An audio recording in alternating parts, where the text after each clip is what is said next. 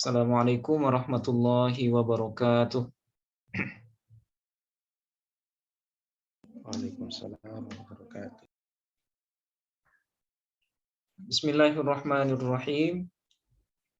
Alhamdulillahirabbil alamin wassalatu wassalamu ala asyrafil anbiya'i wal mursalin wa ala alihi wa sahbihi ajmain. Allahumma faqihna fid din wa 'allimna at-ta'wil. Amin ya rabbal alamin. Alhamdulillah, pada malam hari ini kita bisa bertemu di pertemuan pertama di kajian kitab Taisir Mustalahil Hadis. Tapi sebelumnya, mari kita baca Ummul Quran Al-Fatihah. Kita doakan semisal pahalanya buat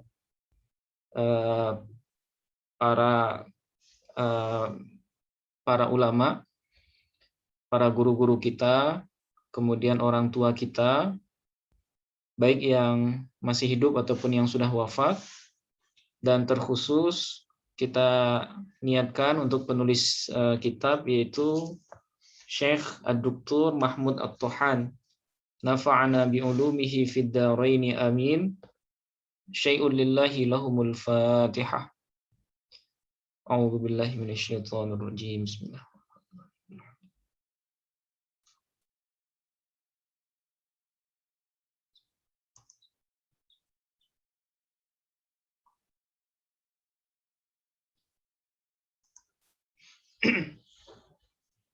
Baik. Ya, seperti yang saya sampaikan di awal, bahwa malam hari ini adalah pertemuan pertama kita di kajian kitab Taisir ini. Sebelum kita membaca muqaddimah dari kitab ini, ada baiknya kita jelaskan sedikit terkait dengan siapa penulis dan apa isi dari kitab ini. Seperti yang tertera di awal kitab, ya mungkin Bapak Ibu semuanya sudah punya kitabnya. Penulis kitab ini adalah Syekh Ad-Doktor Mahmud At-Tohan, ya. Beliau lahir di Halab di Suriah, dan sampai sekarang beliau masih hidup, ya. Jadi beliau termasuk ulama yang mu'ammar, ulama yang berumur panjang, karena beliau lahir pada tahun 1935. Nah, sekarang masih hidup, jadi umur beliau sekarang itu kurang lebih sudah 80 tahunan, ya. Nah, kitab ini beliau susun itu dalam rangka memudahkan para mahasiswa. Nah, kebetulan beliau ini pernah mengajar di Universitas Muhammad Saud, ya, di Mekah. Nah, ketika itu beliau mengajarkan beberapa kitab ulumul hadis, diantaranya kitab Muqaddimah Ibnu Shalah dan juga kitab At-Taqrib karya Imam Nawawi. Nah, jadi pengalaman beliau ketika mengajarkan kedua kitab itu banyak di antara mahasiswa yang kurang paham, ya, karena susunan kitab kedua kitab itu sangat kadang ada yang bahasanya terlalu panjang, kemudian ada yang terlalu pendek. Nah, sehingga tidak agak sulit dipahami. Apalagi kitab Taqrib An-Nawawi, ya. Nah, itu terkenal sebagai kitab yang agak sulit bahasanya. Nah, sehingga beliau menulis kitab ini dan menamainya dengan Taisir Mustalahil Hadis dalam rangka memberikan kemudahan kepada para mahasiswa untuk menggambarkan ilmu hadis secara instan, gitu, ya. Nah, itu makanya beliau kasih nama dengan Taisir. Nah, Taisir Mustalahil Hadis. Taisir itu artinya memudahkan, ya, memudahkan mustalah hadis. Nah, itu sejarah singkat terkait kenapa beliau menulis kitab ini. Nah, terkait dengan Mahmud At-Tohan sendiri, beliau S1, S2, S3-nya itu fokus di bidang hadis, S1-nya di Damaskus, S2 beliau di Madinah, kemudian S3-nya di Azhar ya. Dan semuanya beliau fokus di bidang hadis. Nah, jadi kitab yang akan kita bahas ini benar-benar ditulis oleh orang yang pakar dalam ilmu hadis. Oke. Nah, sekarang kita langsung saja masuk ke muqaddimah dari kitab ini. Kalau di kitab saya halaman 9 ya. Mungkin di kitab Bapak Ibu ada yang berbeda. Ini cetakan Al-Haramain. Oke, mungkin saya bacakan dulu. Nanti kalau seandainya ada hal-hal yang kurang dipahami, nah nanti bisa ditanyakan. Bismillahirrahmanirrahim. Qala al-musannifu rahimahullahu wa nafa'ana bihi wa bi'ulumihi fid dharaini amin. Al-muqaddimatu. Ini adalah pengantar ya, pendahuluan, muqaddimah. Nah, muqaddimah yang beliau maksud terdiri dari 3 bahasan. Yang pertama, nabdhatun tarikhiyatun an nash'ati ilmil mustalahi wal atwaril lati marra biha. Yaitu lintasan sejarah atau ringkasan sejarah tentang kemunculan ilmu mustalah dan perkembangan yang dilaluinya. Nah, jadi nanti bahasan pertama yang akan kita bahas bagaimana sejarah awal munculnya ilmu mustalah hadis. Kemudian yang kedua, asyharul musannafati fi ilmil mustalahi. Yaitu karya-karya yang masyhur, yang terkenal dalam ilmu mustalah. Nah, ini nanti muqaddimah jenis yang kedua ya, atau bagian yang kedua. Kemudian yang terakhir, ta'rifatun awwaliyatun. Nah, pengertian-pengertian dasar atau pengertian-pengertian awal yang harus diketahui oleh setiap orang yang ingin mendalami ilmu hadis. Nah, sekarang kita langsung masuk ke bahagian atau poin yang pertama dari muqaddimah, yaitu ringkasan atau lintasan sejarah kemunculan dari ilmu mustalah. Nabdhatun tarikhiyatun an nash'ati ilmil mustalahi wal atwaril lati marra biha. Lintasan sejarah tentang kemunculan ilmu mustalah ya, wal atwaril lati marra biha, dan perkembangan yang dilewatinya. Nah, jadi ilmu mustalah ini ada juga yang menyebutnya dengan ilmu usulul hadis ya. Ilmu usulul hadis. Kemudian ada juga yang menyebutnya ilmu mustalahil hadis. Kemudian ada juga yang menyebutnya ilmu hadis. Nah, itu sama semua. Nah, yulahizul bahithu al-mutafahhisu annal ususa wal arkanal asasiyata li'ilmi riwayati wa naqlil akhbari mawjudatun fil kitabil azizi was sunnatin nabawiyyati. Para peneliti ahli hadis ya, atau para peneliti ilmu hadis yulahizu, menggarisbawahi bahwa dasar-dasar dan pondasi penting untuk ilmu riwayat atau ilmu periwayatan, wa naqlil akhbari, dan proses transmisi berita atau khabar atau hadis itu maujudatun fil kitabil azizi was sunnatin nabawiyyati.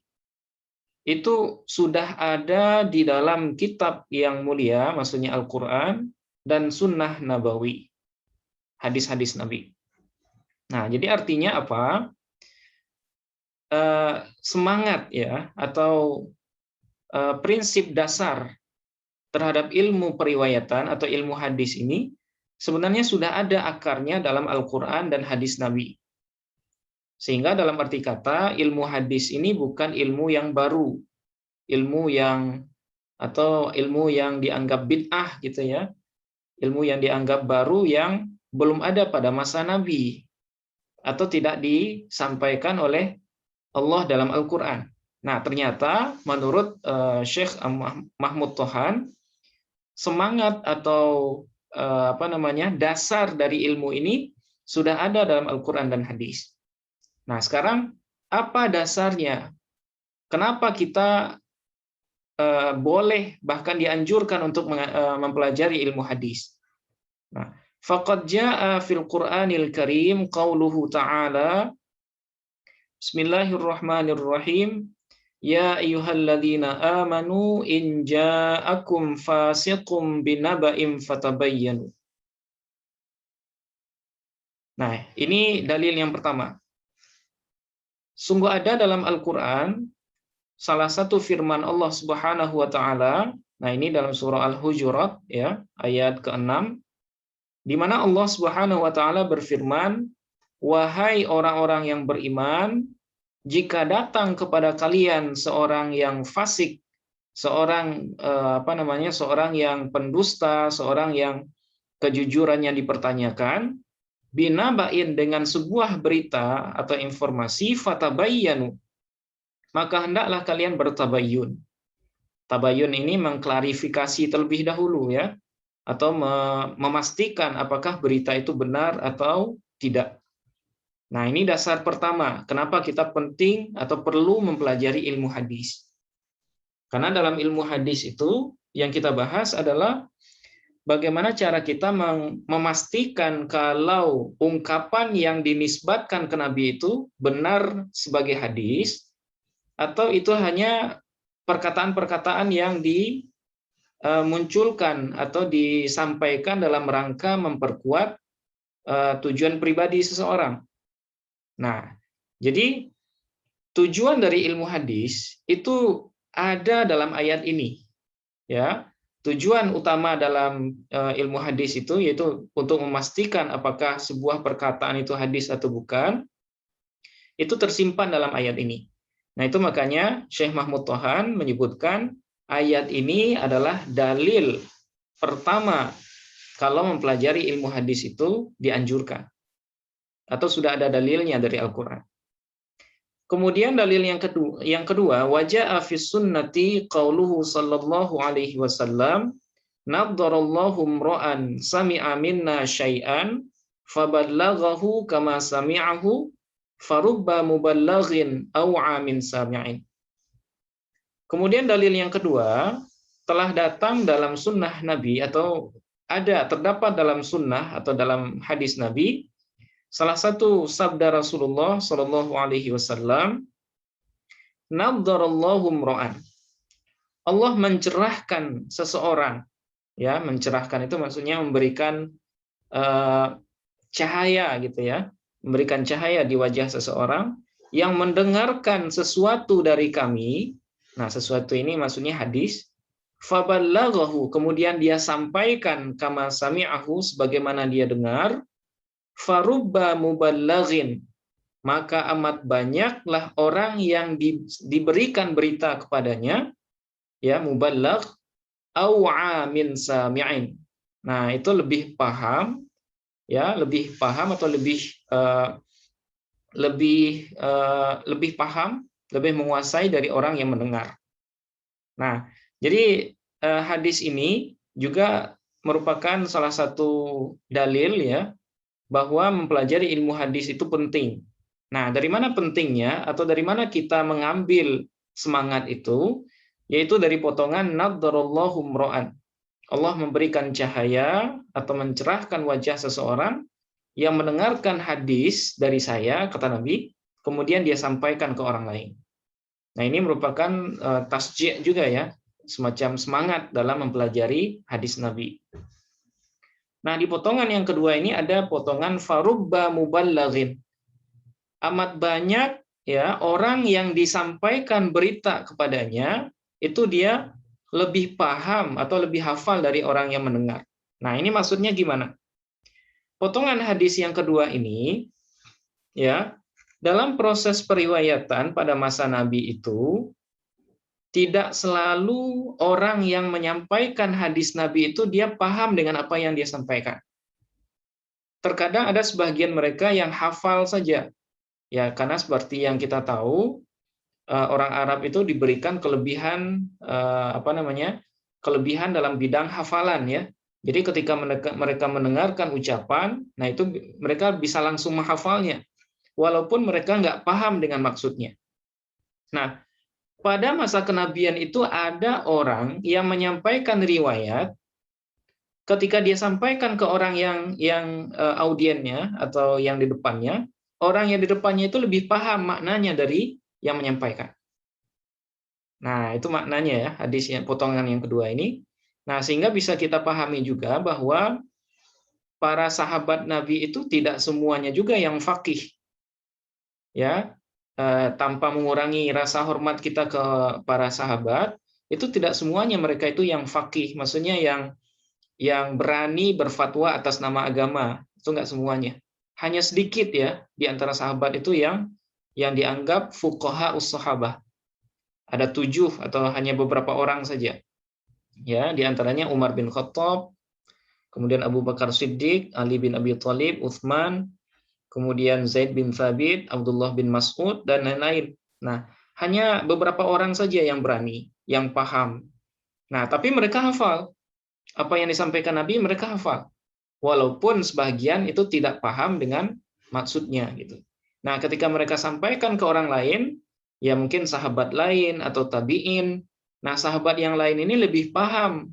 Ya, kenapa lebih paham? Ya mungkin karena dia sudah bercerita juga dengan sahabat yang lain misalnya. Nah, kemudian ada potongan lain wa fi riwayatin, dan dalam sebuah riwayat farubba hamili fiqhin ila man huwa afqahu minhu. Terkadang banyak orang yang membawa sebuah berita hamili fiqhin, maksudnya periwayat hadis ya, ila man huwa afqahu minhu. Itu dia memberikan riwayat kepada orang yang lebih faqih dari dia. Nah, ini semakna dengan hadis yang di atas, potongan yang kedua tadi, wa rubba hamili fiqhin laisa bifaqihin.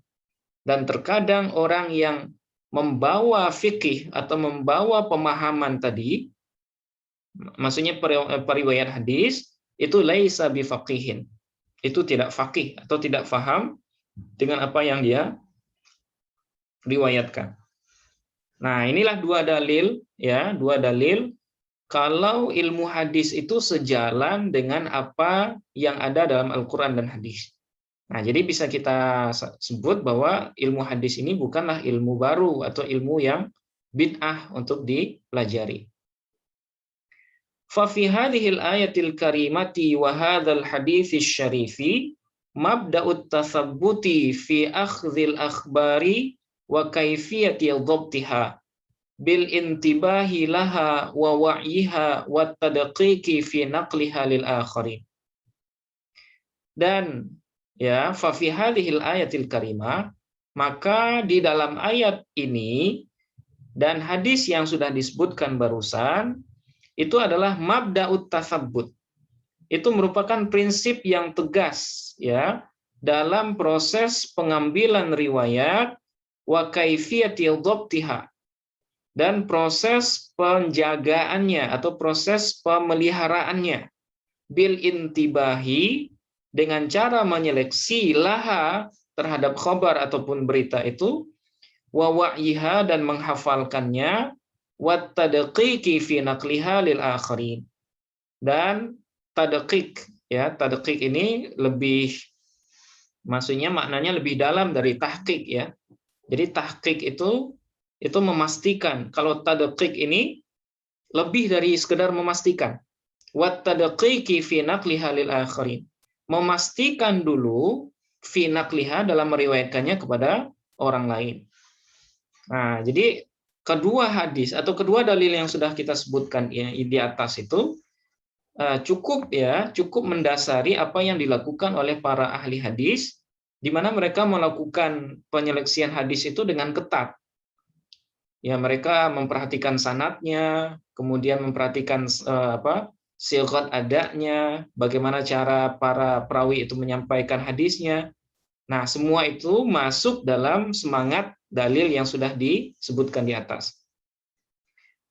Wamtithalan li amrillahi ta'ala wa rasulihi sallallahu alaihi wasallam, faqad kana as-sahabatu radhiyallahu anhum yatathabbatuna fi naqlil akhbari wa qabuliha la siyama idza syakku fi sidqin naqili laha wa imtithalan li amrillah, dan karena patuh terhadap perintah Allah dan Rasul-Nya sallallahu alaihi wasallam, maka sungguh adalah para sahabat itu radhiyallahu anhum yatathabbatuna, mereka bersikap tegas ya fi naqlil akhbar, dalam proses periwayatan, wa qabuliha, dan menerimanya.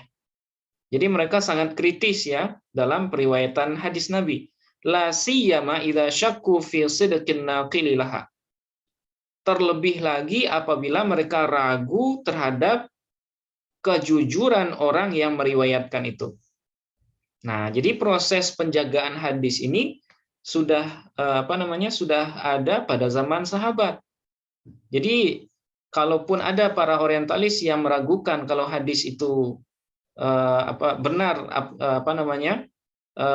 berasal dari Nabi, nah setidaknya kalimat ini itu bisa menafikan hal itu. Jadi kan ada para orientalis ya, orientalis abad ke-20 yang mereka menyebutkan bahwa hadis itu sebenarnya hadis itu munculnya baru di abad kedua Hijriah. Dan itu tujuannya adalah untuk melegitimasi tujuan-tujuan politis para politikus yang ada di abad kedua Hijriah. Nah, sehingga untuk memperkuat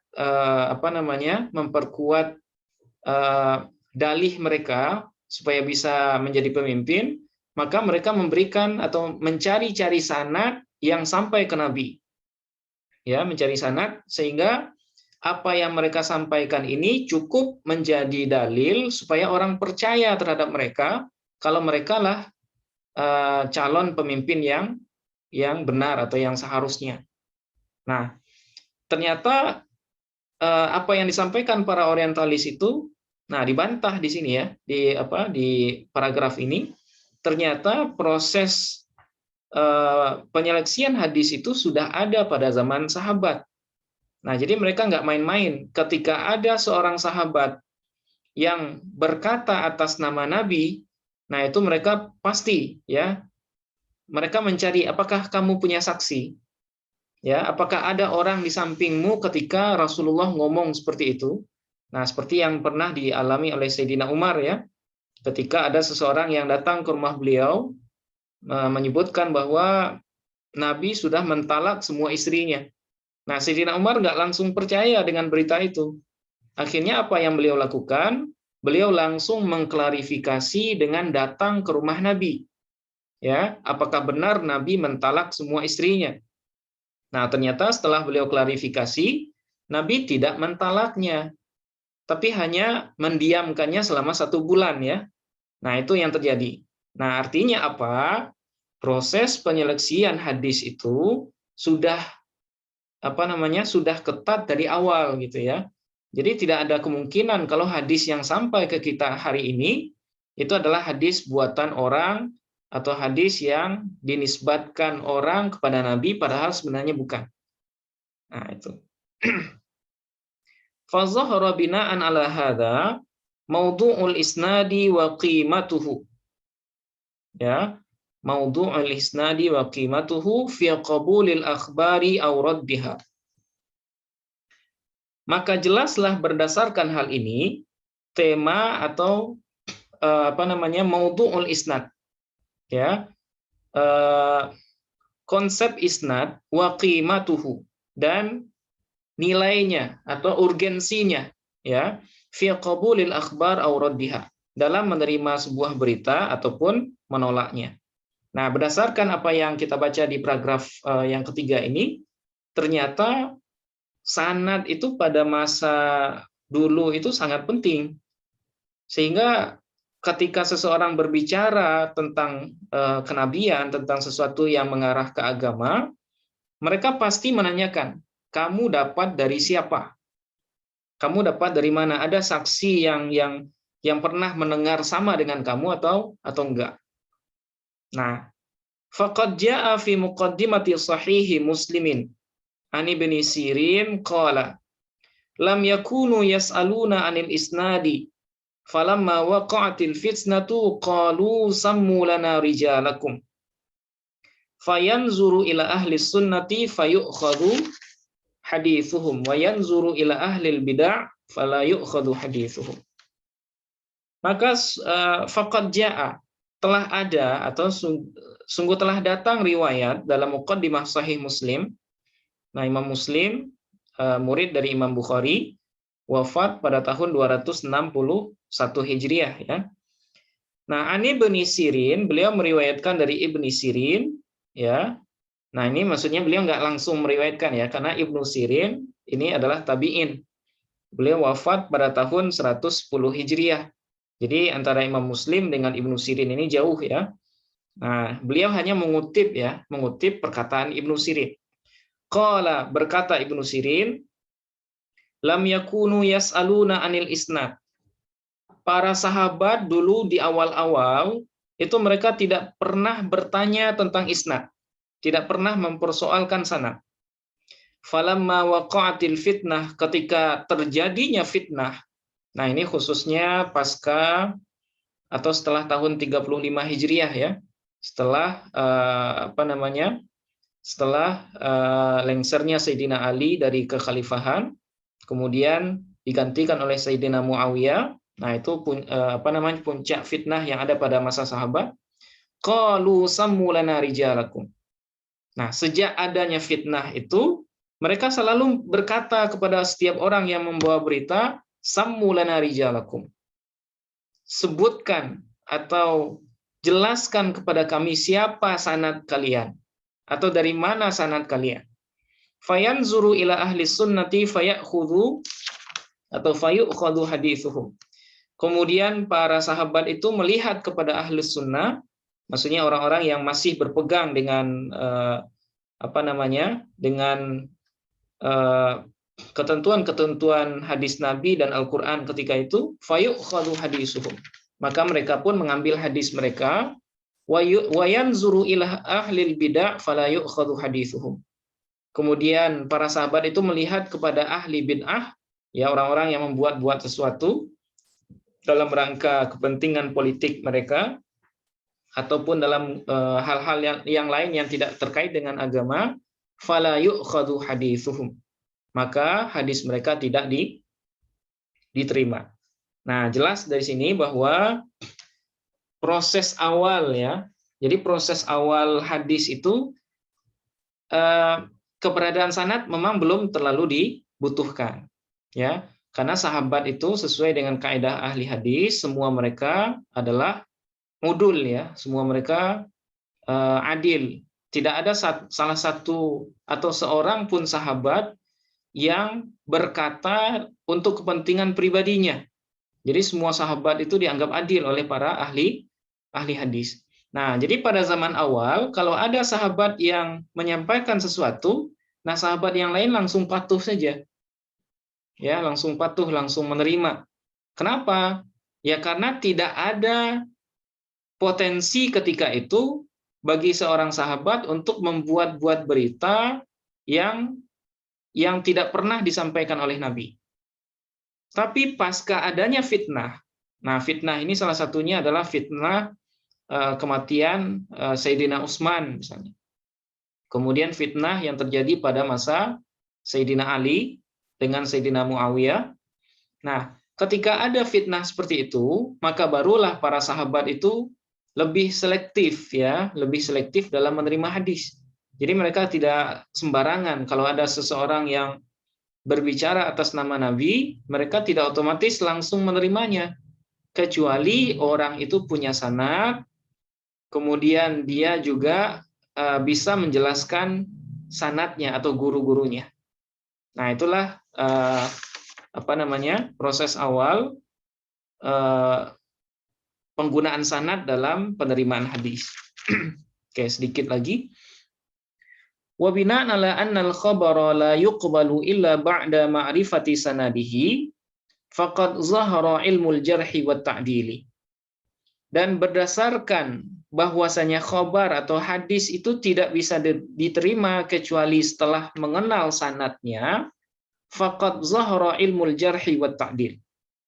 Maka sungguh nyata atau muncullah ilmu yang disebut dengan ilmu jarah wa ta'dil.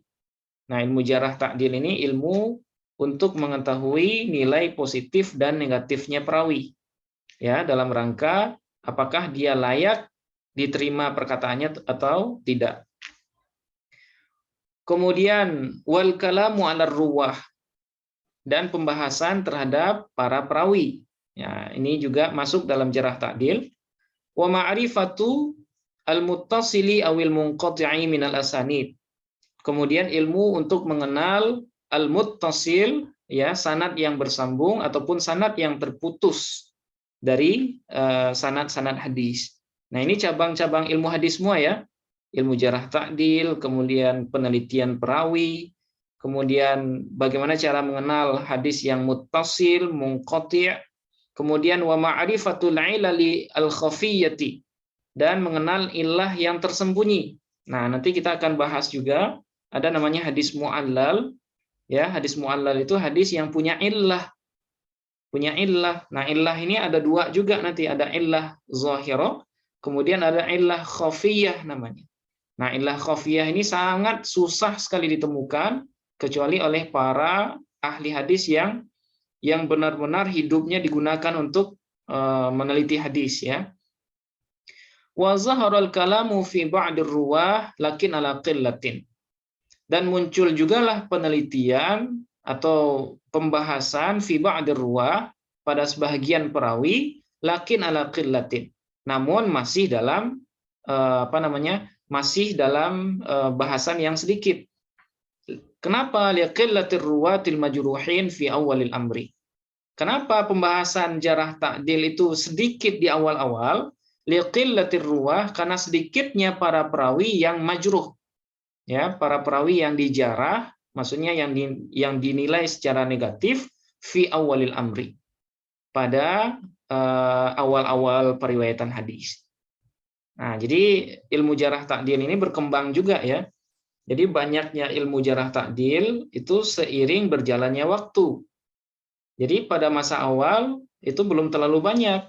Ya, karena orientasi sahabat kan seperti yang kita jelaskan tadi, itu mereka sebahagian besarnya ketika menyampaikan berita dari Nabi, ya niatnya hanya untuk menyebarkan agama. Niatnya hanya untuk menyebarkan sabda-sabda atau hadis-hadis Nabi ya, bukan dalam tujuan politik dan lain sebagainya. Tsumma tawassa'al ulama'u fi dzalika. Kemudian para ulama pun memperluas cakupan pembahasan itu hatta zaharal bahtsu fi ulumin katsiratin. Sehingga jelaslah atau muncullah pembahasan tentang ilmu-ilmu yang beraneka ragam. Tata'allaqu bil hadis, yang berkaitan dengan hadis min nahiyati dhabtihi. Baik dari aspek dhabtihi, penjagaannya, wa kaifiyati tahammulihi, dan tata cara tahammulihi, tata cara pengambilannya atau periwayatannya, wa adaihi, dan tata cara penyampaiannya. Nah, ini ilmu-ilmu hadis yang muncul belakangan ya. Kemudian wa ma'rifati nasikhihi min mansukhihi, dan bagaimana cara mengenal hadis yang manasikh dari hadis yang dimansuh. Nah, nanti kita akan bahas juga ada namanya nasikhul hadis ya, atau pembahasan nasikh mansukh fil hadis. Wa gharibihi wa ghairi dzalika. Ya. Dan gharibihi wa ghairi dzalika, dan persoalan-persoalan hadis gharib atau istilah-istilah yang unik dalam hadis, wa ghairi dzalika, dan selainnya. Illa anna dzalika kana yatanaqaluhu al-ulama'u syafawiyyan. Meskipun ya hal itu disampaikan oleh para ulama secara oral waktu itu. Nah, jadi pada awal-awal ilmu hadis ini berkembang, proses penjelasan ilmu hadis ini cukup dengan oral saja. Jadi mereka dari mulut ke mulut saja. Misalnya si fulan itu kepribadiannya seperti ini. Nah, belum dituliskan ya, belum dituliskan. Jadi mereka hanya dari mulut ke mulut. Nah, itu awal perkembangan ilmu hadis. Tsumma tatawwara al-amru, kemudian urusannya berkembang ya. Wa sharat hadhil ulumu tuktabu wa tusajjalu. dan jadilah ilmu ini tuktabu, dituliskan, wa tusajjalu, dan dicetak ya, maksudnya disebarluaskan, lakin fi amkinatin mutafarriqatin, namun di tempat-tempat yang berbeda-beda, maksudnya di ilmu-ilmu yang berbeda-beda, tidak khusus. Jadi awalnya tadi kan secara oral ya. Kemudian yang kedua, ilmu hadis itu ditulis tapi masih bercampur dengan ilmu yang lain. Nah, di sini dijelaskan mutafarriqat fi amkinatin mutafarriqatin minal kutubi mamzujatan bi ghairiha. Nah, itu dicampurkan dengan ilmu yang lain minal ulumil ukhra. Ka ilmil usul, seperti ilmu usul, wa ilmil fiqhi, dan ilmu fikih, wa ilmil hadis, dan ilmu hadis. Nah, jadi pas awal-awal penulisan kitab hadis itu pembahasannya masih nyampur dengan ilmu yang lain, dengan usul fikih, dengan ilmu fikih dan ilmu hadis. Mithlu kitabir risalati, seperti misalnya kitab Ar-Risalah wa kitabil lil Imam Syafi'i. Nah, seperti kitab Ar-Risalah dan kitab Al-Um yang ditulis oleh Imam Asy-Syafi'i. Nah, jadi kitab Al-Um ini tidak bisa kita sebut dengan kitab hadis murni. Ya. Tetapi di dalamnya ada kajian fikih, kemudian ada kajian usul, kemudian ada kajian hadis. Nah, jadi kitab Risalah ataupun kitab Al-Um tidak bisa kita, Risalah kan seringkali kita sebut kitab usul fikih ya, tapi ternyata di dalamnya ada juga kajian ilmu hadis.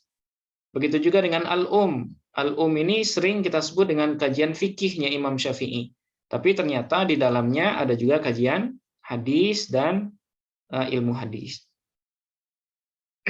Oke, satu paragraf lagi. Wa akhiran, dan terakhir, lamma nadijat al-ulumu wastaqarra al-istilahu. Ketika proses pembukuan ilmu itu sempurna, nadijat, matang ya, sempurna, wastaqarra al-istilahu, dan telah tetap istilah. Nah, maksudnya istilahnya itu sudah dibakukan. Wastaqalla kullu fannin an ghairihi. Wastaqalla, merdekalah masing-masing fan keilmuan itu dari yang lain. Nah, maksudnya ilmu itu sudah berdiri sendiri. Ya. Nah, jadi perkembangan ilmu itu ternyata di awal masih bergabung dengan yang lain, tapi lama-kelamaan ketika istilahnya sudah baku, nah dia menjadi ilmu sendiri. Epistemologinya juga dibangun sendiri. Wadzalika fil qarnir rabi'i al-hijri, dan hal itu terjadi pada abad keempat Hijriah. Nah, khusus dalam ilmu hadis, pembukuan yang lebih rapi itu mulai pada abad keempat Hijriah. Afrodal ulama ilmal mustalahi fi kitabin mustaqillin. Jadi para ulama itu mengkhususkan ilmu mustalah pada kitab yang tersendiri, ya, kitab yang khusus. Wa kana min awwali man afradahu bit tasnifi al-Qadhi Abu Muhammadin al-Hasanu, ya, Abu Muhammadin al-Hasan ibnu Abdurrahman ibni Khallad ar-Ramahurmuzi. Nah, orang atau ulama yang pertama kali mengkhususkan karangan dalam ilmu hadis ini adalah Qadhi Abu Muhammad Hasan bin Abdurrahman bin Khallad ar-Ramahurmuzi. Al-mutawaffa sanata 360 Hijriyah, yang wafat pada tahun 360 Hijriah, ya. Fi kitabihi, pada kitab beliau yang berjudul Al-Muhadditsul Fasilu Bainar Rawi wal Wa'i. Nah, ini nama kitab hadis pertama, ya, kitab ulumul hadis pertama yang disusun oleh Ar-Ramahurmuzi. Wa sa'adhkuru ashharal musannafat fi ilmil mustalahi min hini ifradihi bit tasnifi ila yaumina hadza.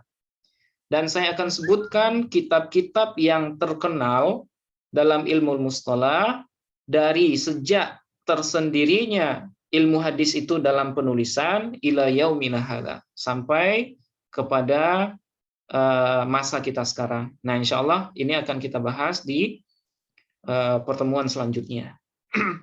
Nah, jadi bisa kita simpulkan bahwa proses ilmu hadis ini bukanlah proses yang sederhana, ya. Jadi dia sudah ada, semangatnya sudah ada pada masa Nabi, Ya, semangatnya sudah ada, kemudian diterapkan secara instan pada zaman Nabi. Nah, kemudian secara beransur-ansur ilmu ini dijelaskan secara syafawi dulu. Ya, jadi para sahabat itu kalau atau para tabi'in kalau mereka melihat ada pembawa berita yang pembohong, nah itu mereka saling mengabarkan antar satu sama lain. Nah, itu proses jarah wa ta'dil namanya. Nah, kemudian selanjutnya ilmu itu baru dituliskan. Nah, cuma masih bercampur baur dengan ilmu yang lain. Nah, baru nanti pas abad keempat Hijriah, mulailah ilmu hadis itu ditulis dalam satu kitab khusus. Yang mana kitab pertama kali yang ada dalam ilmu hadis itu namanya adalah Al-Muhadditsul Fasil Bainar Rawi wal Wa'i, yang ditulis oleh Imam Ar-Ramahurmuzi. Nah, ini akhir dari bahasan kita pada malam hari ini. Sejarah awal kemunculan dari ilmu hadis ya atau ilmu mustalahil hadis. Mungkin kita 5 menit lagi kalau ada hal-hal yang ragu atau yang kurang dipahami, silakan ditanyakan. Oke, silakan Bapak Ibu.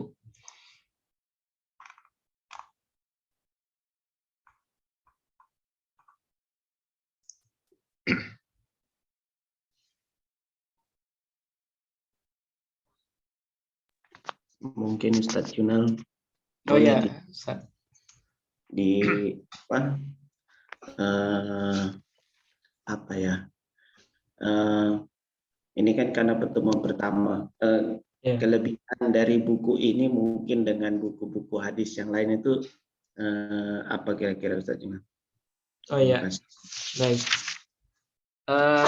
Sebenarnya di Muqaddimah atau di pengantar pengarang ini Syekh Mahmud Tohan sudah menjelaskan ya, apa sih beda atau distingsi dari kitab beliau ini dengan kitab sebelumnya atau kitab-kitab hadis sebelumnya.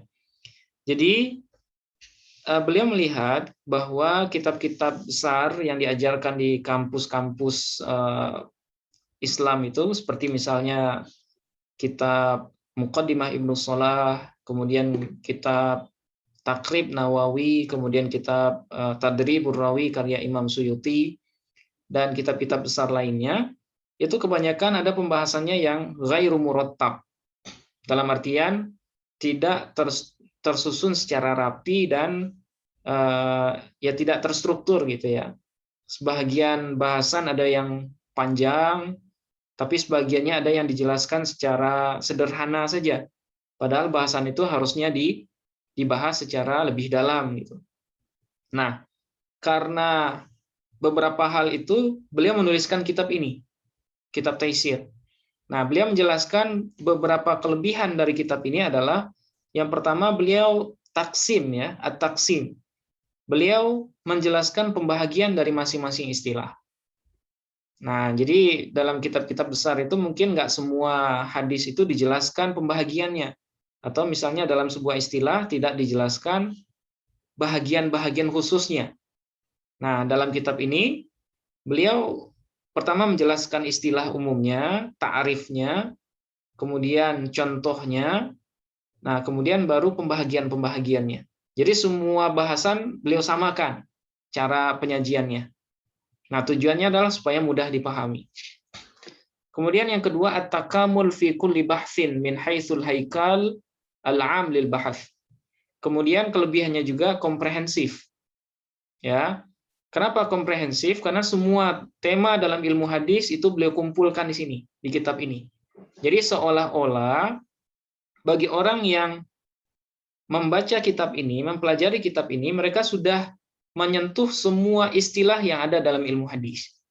Nah, itu perspektif beliau ya ketika beliau menulis kitab ini di tahun 77. Ketika beliau ngajar di Universitas Muhammad bin Saud. Nah, itu di tahun 77. Nah, nggak tahu ya, mungkin karena perkembangan ilmu ya bisa saja sebahagian dari istilah ilmu hadis nggak ada di sini. Nah, kemudian yang terakhir, al-isti'ab li jami'i abhathil mustalah bi syaklin mukhtasar. Nah, kemudian yang ketiga itu al-isti'ab. Nah, al-isti'ab itu maksudnya lebih syamil, lebih mencakup semua pembahasan, ya hampir mirip dengan yang kedua. Ya, beliau berusaha memunculkan semua istilah, tapi dengan bisyaklin mukhtasar, dengan bentuk yang ringkas. Nah, supaya orang-orang nggak bosan. Yang penting pertama kali itu orang tahu dulu pengertiannya, kemudian contohnya, kemudian pembahagiannya, dan kitab-kitab yang populer dalam ilmu itu. Nah, jadi beliau berusaha menyajikannya secara instan, tapi menyeluruh gitu. Nah, ini berbeda dengan kitab-kitab besar yang sudah ditulis sebelumnya. Nah, kira-kira itu kelebihan kitab ini. Jadi kalau seandainya kita khatam membaca kitab ini, seolah-olah kita sudah membaca semua istilah yang ada dalam ilmu hadis. Gitu, Ustaz Monte ya. Siap Ustaz, terima kasih banyak ya Ina. Ya, sama-sama. Oke, mungkin ada lagi sebelum kita akhiri.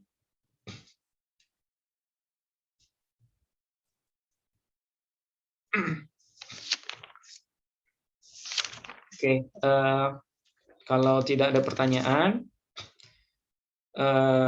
berarti kita cukupkan ya, kita cukupkan.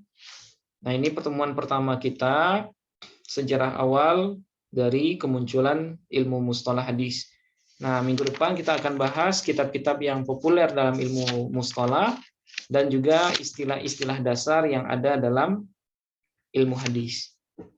Mudah-mudahan Allah memberikan keistiqomahan kepada kita untuk senantiasa mengaji ya, walaupun dengan keterbatasan ilmu dan pengetahuan, tapi setidaknya dengan bermuwajahah, bermuzakarah seperti ini, mudah-mudahan sedikit dari ilmu yang ada dalam kitab ini bisa kita uraikan dan juga bisa kita pahami.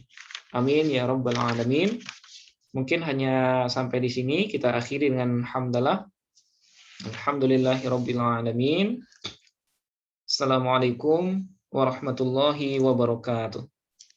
Waalaikumsalam warahmatullahi wabarakatuh. Terima kasih banyak ya Ina. Ya, sama-sama Ustaz. Oke.